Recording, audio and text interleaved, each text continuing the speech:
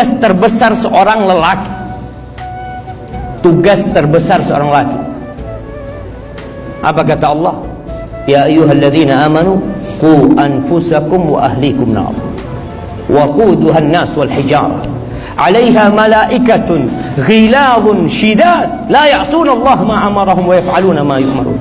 Kata Allah, wahai orang-orang yang beriman, jagalah keluarga diri kalian dan keluarga kalian dari api neraka. Dan ini tugas terbesar seorang lelaki, mengajarin istrinya sholat, ngajarin istrinya tentang Allah Azza wa Jal, bukan hanya kasih makan. Wildan tahu Fatma bisa hidup tanpa Wildan. Allah yang kasih makan dia. Dia punya rizki sendiri. Tapi Allah perintahkan kepada para suami untuk menjaga istrinya dari api neraka. Dengan apa?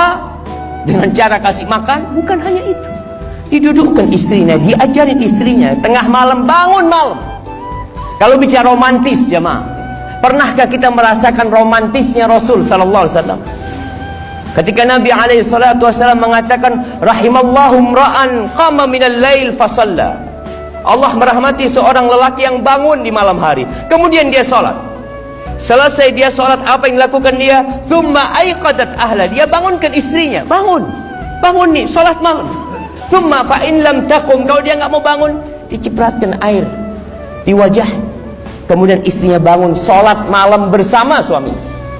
Itu romantis. Wa rahimallahu imra'atan, Allah merahmati seorang wanita, seorang istri, qamat minal lail fa shalat. Dia bangun malam, dia enggak bangunin suami. Dia bangun malam, dia sholat. Selesai sholat baru dia bangunin suaminya. Bang, belum subuh nih bang. Itu dirahmati oleh Allah Azza wa Jalla. Bukan bulan madu berangkat ke Bali, berangkat kemana? Qiyamul lail. Yang kata Rasul sallallahu alaihi wasallam, wa'lam anna syarafal mu'min qiyamuhu bil-lail. Ketahuilah kehormatan seorang mukmin, kemuliaan seorang mukmin bukan di bintang yang ada di pundaknya, bukan di gelar yang ada di hadapan namanya, tapi qiyamuhu bil-lail. Ketika dia bisa qiyamul lail, itu baru seorang lelaki akan menjadi terhormat dan mulia. Kemudian Wildan tahu bahwasanya Fatma tercipta dari tulang rusuk yang bengkok. Hari-hari akan menunjukkan kekurangan istri.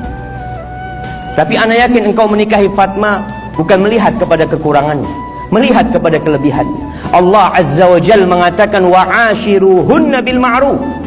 Kata Allah, gaulilah istri kalian dengan cara yang ma'ruf, bijamilil kalam, dengan ucapan yang indah buat istrimu, dengan nafkah yang baik buat istrimu, tidak memasukkan kecuali yang halal di rumahmu.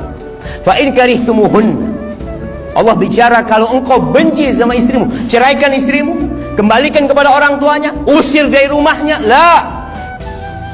Apa kata Allah Azza wa Jalla? Fa'asa an takrahu syai'an wa yaj'al Allah fihi khairan katsira. Bisa jadi yang engkau benci, di situ Allah simpan banyak kebaikan.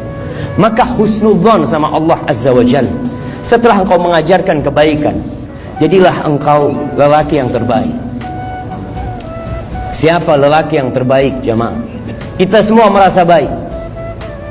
Tapi kalau ingin tahu lelaki yang baik, tanya sama bininya, tanya sama harimnya. Di mana Rejal? Di mana Fulan? Kalau harimnya mengatakan na'am, anda nggak pernah melihat lelaki yang baik seperti dia, berarti dia orang baik. Tapi kalau harimnya mengatakan bas kalam fadhi, dia hanya pandai bertopeng di luar rumah, tapi di dalam rumah kelakuannya na'udzubillah min dzalik. Kata Rasul sallallahu alaihi wasallam, khairukum li ahli. Orang yang terbaik di antara kalian adalah yang paling baik sama keluarganya. Bukan sama orang lain, sama keluarganya. Dia punya kekuasaan. Suami ini punya kekuasaan, punya kekuatan untuk menundukkan istri, untuk menginjak istrinya, tapi dia tidak lakukan itu. Maka kata Nabi SAW, khairukum li ahli wa ana khairukum li ahli. Aku orang yang terbaik di antara kalian kepada keluarganya.